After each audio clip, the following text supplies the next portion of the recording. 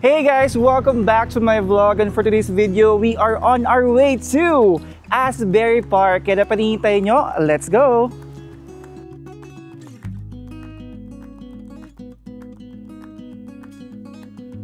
Actually, alam mo, sobrang perfect nga ngayon eh, dahil summer season ngayon sa New Jersey. Plus, day off ko pa. Kaya naman I decided to go on a beach day. Kaya tara, samahan nyo ako. Gala tayo. Beach day tayo.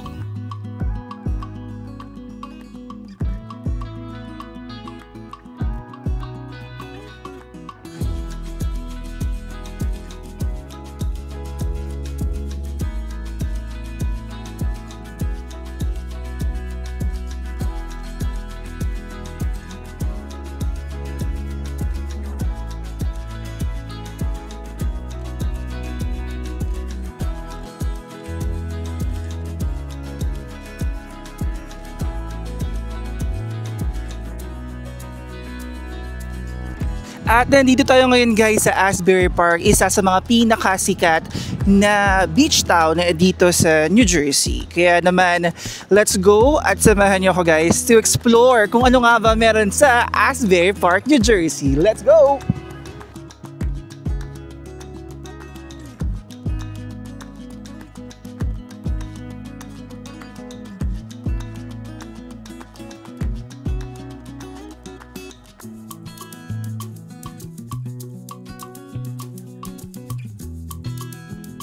Alright, isa sa mga pupuntahan natin guys is itong Philly Pretzel Factory. Silipin natin kung ano nga ba yung nandun sa loob. Actually, sumilip lang talaga ako. Pero in fairness, mukhang masarap naman talaga yung mga tinda nila dito sa Pretzel Factory. Isa ang Asbury Park sa dinadagsa tuwing summer dito sa New Jersey. Pero also known ang Asbury Park pagdating sa Dying Beach Town. Pero kitang-kita nyo naman guys, mukhang hindi naman ata Dying Beach Town to dahil every summer ay dinadagsa sila ng mga turista.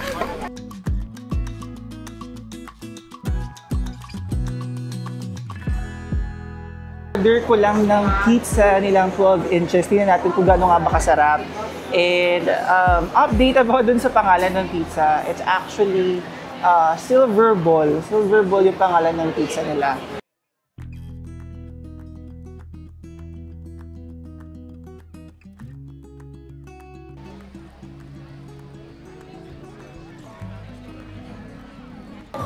Isa sa mga life hack na alam ko namang alam na nyo lahat is mas makakamura kayo kapag hindi nasa boardwalk yung kakainan ninyo.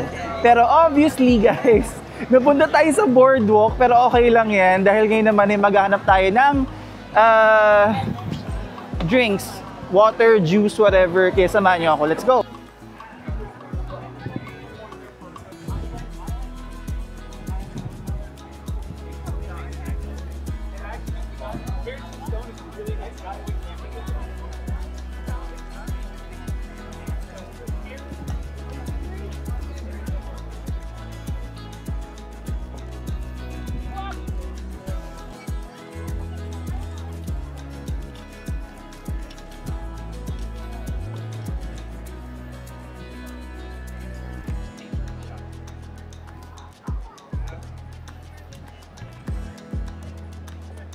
So habang hinaantay naman natin ang ating pizza, umorder naman tayo ng ating dessert.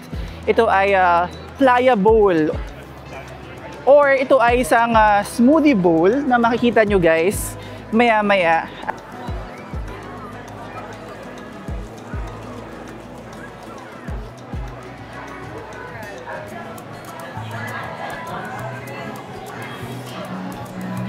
Alright guys, so nandito na tayo ngayon sa smoothie bowl na sinasabi ko sa inyo.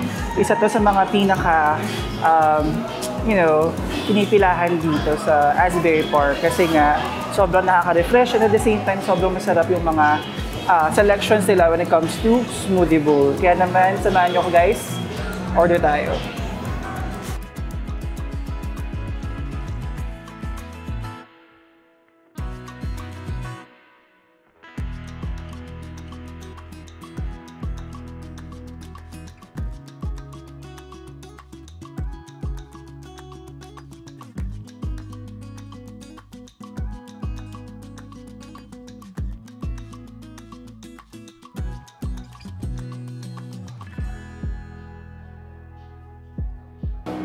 1653, you tap right in the middle of the philosophical, but let's I'm sorry. all your magazines tap the pizza right, as well as a straw. Can I get a cup of ice water? Hi. Can I get one Goldie mango, please? Anything else? That's pretty it. Did you have your watch with us? Nope. Would that be for you to go? To go. Can I get also a bag for that? I got you. Thank you. May I have a name? Sean. Comes out to 1614, just be credit cash. Apple Pay? You tap right in the middle.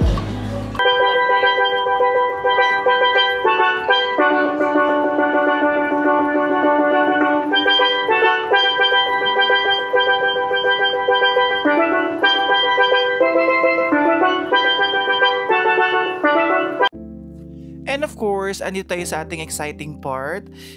Exciting part kung saan were you able to feel the sand. Wow. And of course, dadalang nating food, dessert, water, and juice. Syempre, di mawala ang ating bag. Ganyan-ganyan lang yan, pero kinakabahan na yan. Baka nakalimutan yung pang picnic na blanket or cloth, whatever you wanna call it. Nandyan ba? Nandyan ba? Nandyan nga. Awesome.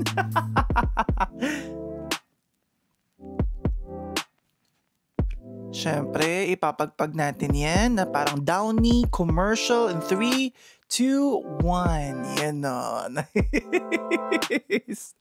Pero, here's the thing. Ang next kailangan natin gawin is to make sure na may latag natin yan.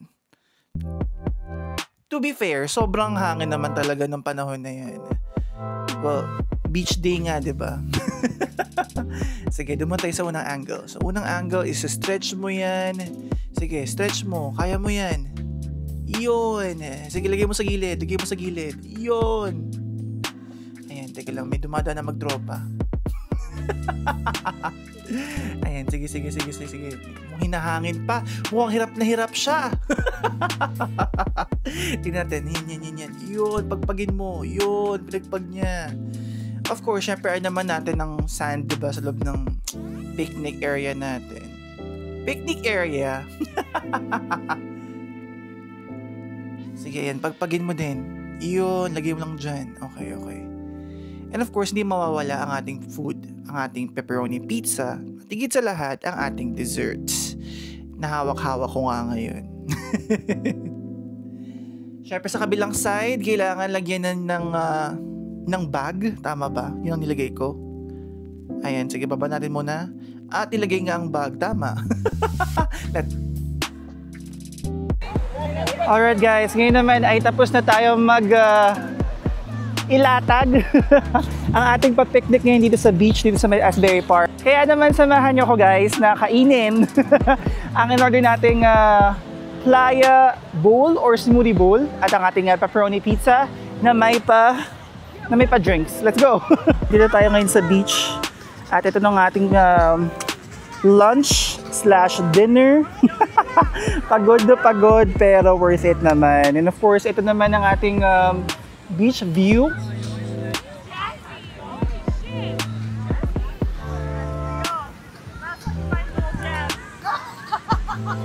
Sobrang nakakapagod. And nagwawala yung mga tao sa likod ko. Hindi ko lang kung bakit, pero mukhang sumat-puno sila. Pero guys, gutom na ako, seryoso ko. Buksan na natin to, let's go. So, unahin muna natin syempre muna ng ating pizza. Ang ating pa-pizza. Wow naman. Okay, sige. Pwede. Pwede to.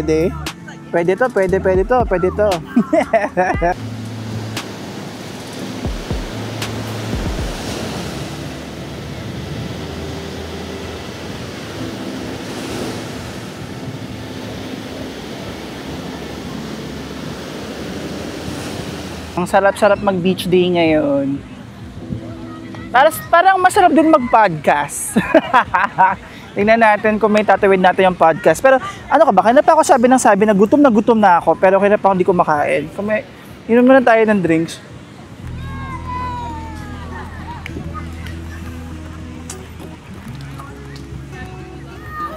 Kaya na pa ako gutom na gutom.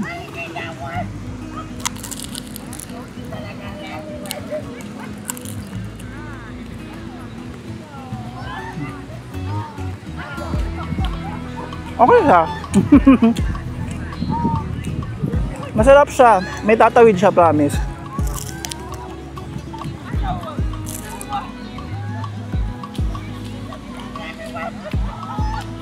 Kasi nalaki niya yung pizza dun sa amin. Hindi. What I mean is masarap. Kasi masarap niya yung pizza dun sa lugar namin sa Union. And then, magkasing laki sila.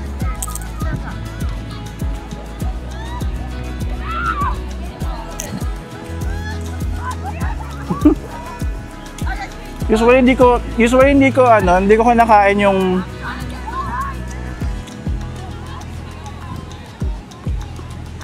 yung gilid kasi hindi ako mahilig kumain ng crust. Pero ngayon, mukhang makapakain ako ng crust.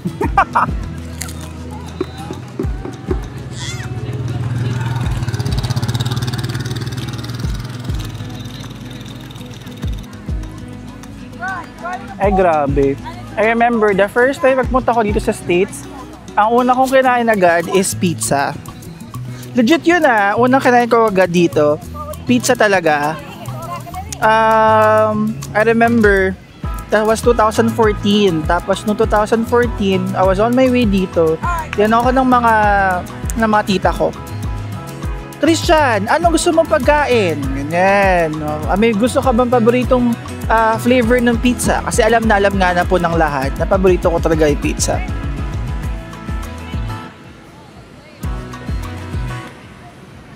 Nakatawa pa nga dito. Kahit nasa buffet kami, pizza pa rin yung kinakain ko. Well, hindi naman yun lang, pero isa yun sa mga kinakain ko.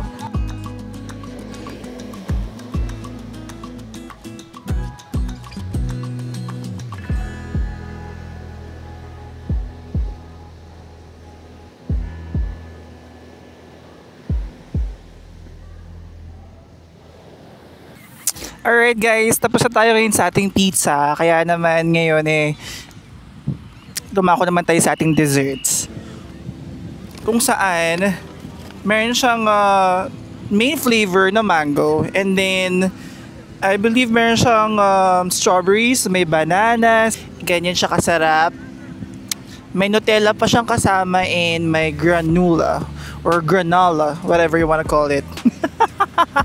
Kaya let's see kung gaano nga ba kasarap ang Playa Bowl. Let's go. Ito yung tinatawag nating Playa Bowl. Yan. So meron siyang strawberries, banana, Nutella, and of course ang ating mango smoothie sa baba. Sarap.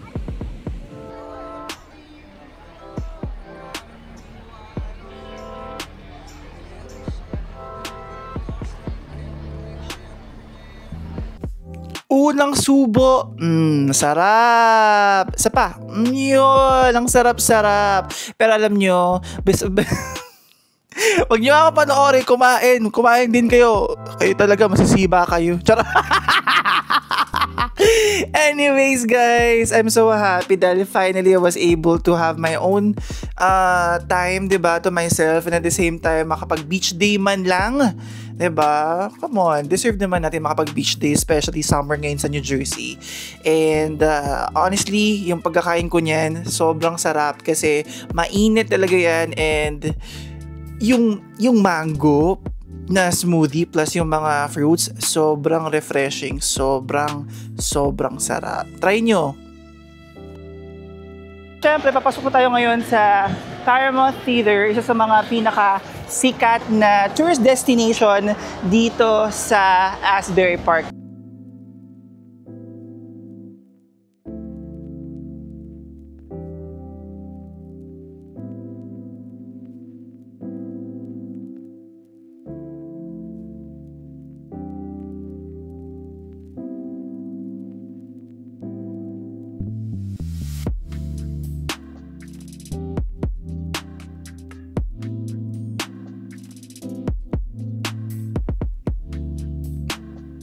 Alam nyo, in fairness, napakadaming bazaar / souvenir shop dito sa Asbury Park. At isa nga to sa mga nakita ko dun sa convention hall nila. Sobrang daming anik-anik and sobrang daming souvenir. So, kung isa ka sa mga turista dito or first timer mo pa lang, sobrang matutuwa ka dito. Dito nga makita mo nga yung mga ref magnet na nandito. Brooklyn, New York, Neptune, Wildwood, yan yung mga kalapit ng Asbury Park na nakakatawa kasi kapag bumili ka ng ng something na maalala mo, hindi na maalala mo. At nandito naman tayo sa loob ng souvenir shop. Mas marami silang abubot sa loob. Mga aesthetic na tinatawag natin. Pero in fairness, sobrang interesting na mga tinda nila. Kaya pang hinihintay ninyo mga suki, pasok na. And of course, hindi mawawala ang ating Asbury Park Convention Hall. I believe dati sobrang active nito. Pero ngayon, hindi ko na sure. And may mga arts din pala ako nakita, guys. Tignan mo si Kuya. Oh, diba? Peace sign. Ito naman ang ating Iris Art Gallery or Iris Art Gallery na tinatawag. Actually, sobrang interesting ng gala ko na to. At isa to sa mga interesting part ng vlog na to dahil si Iris Gallery ay isang gallery kung saan you can actually capture your own iris and then reveal its beauty at higit sa lahat, transform your own iris into an art. Diba? Ang ganda. Yan yung mga nakita ko dun, guys. So, pwede kayong magjowa, magkapatid, mag-ina, kahit sino pa yan, and then turn it into an art. Pwede lang gawing wall art, pwede naman lang ginagawa dyan is, minsan meron din silang mga, ayan, yan, yung mga bracelet, diba? Tsaka yung mga pa-necklace, keychain, diba? Sino magsasabi ng ating mga iris ay pwede palang maging isang art at pwede maging isang abubot? Tingnan mo nga naman, ang ganda. Kaya napanginihintay niya bumili na kayo. Joke lang, hindi to hindi to paid sponsored. Pero in fairness, ang ganda-ganda lang talaga kung paano nila nagawa niya ng paraan. I don't know, but it's really, really cool, guys. Go check it out. And ito nga, ayan yun, di ba? Ang ganda. Ay, grabe. And of course, marami pa silang mga iba't ibang klaseng mga kaganapan dito sa Iris Art Gallery. Puntahan nyo na yan dito sa Asbury Park Convention Hall. And there we have it, guys. Maraming salamat, guys, sa pagtutok dito sa ating vlog. And thank you for watching. Please like and subscribe and share itong video na to sa mga tropa nyo para mas marami pang makapanood at maraming pang good vibes. And of course, abangan ng ating podcast, ang ating Adulting Podcast. Malapit na po yan. I'll put it on the link down below or link sa comment section na lang para mas madali. Sige. And see you again, guys, sa ating next vlog. Maraming salamat. Bye!